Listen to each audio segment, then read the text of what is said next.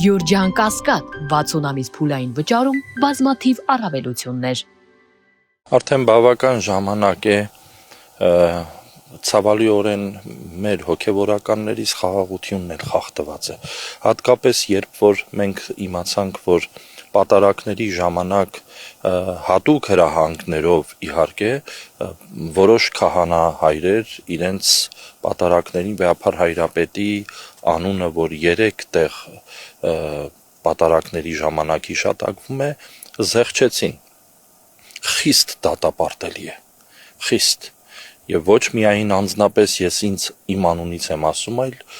ողջ հոգևոր դասը, ողջ միաբանությունը Մայրաթորի խստագույնս դատապարտում է սա։ Այո, ցավալիորեն որոշ հոգևորականներ եւ միաբաններ միացան այս տխրահռչակ արշավին,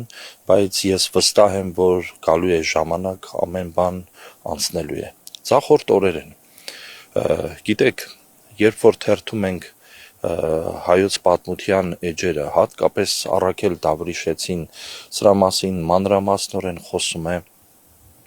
այս նույն վիճակները նաև տեղի են ունեցել այն ժամանակներում, այս նույն անհամաձայնությունները, բայց Տիրոջ Սուրբ Հոգին գործում է եկեղեցու մեջ եւ գործելու է միշտ, եւ նրանք, ովքեր որ հավատքով, Տիրոջ Հոգով առաջնորդվում են, վստահաբար նրանք էլ պիտի այդ ճշմարտության ճանապարհը բռնած հասնեն մինչև նավահանգիստ։ Իսկ նրանք, ովքեր որ դավաճանական ոգիով ապրեցին, իհարկե չեն հաջողվելու։ Գալու է ժամանակ, որ Տիրոջ դատաստանի առաջ են կանգնելու։ Մարդկանց դատաստանի առաջ չեն կանգնելու, Տիրոջ դատաստանի առաջ են կանգնելու։ Պատմության մեջ երբեմն պատահել է, որ հակաթորություններ են ստեղծվել։ Նույնիսկ Առաքել Դավրիշեցին պատմում է, որ Դավիթ անունով հակաթոր կաթողիկոս դարձավ եւ եկավ ժամանակ, որ շահը կանչեց այս հակաթոր կաթողիկոսին Դավիթին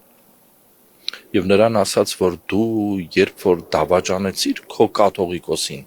խոսքը Փիլիպոս Աղբակեցի կաթողիկոսի ժամանակվա մասին է, գամեք ասեց սյուներին, կտրեք իր մսերը եւ դրեք իր բերանը։ Այ խստագույն այսպիսի պատժի արժանացրեցին։ Դե պատկերացրեք Տիրոջ առաջ, երբ որ կանգնեն, որքան խստագույնս պիտի պատժվեն, որտեւ առաջին հերթին իրենք պիտի Տիրոջ դատաստանի առաջ կանգնեն։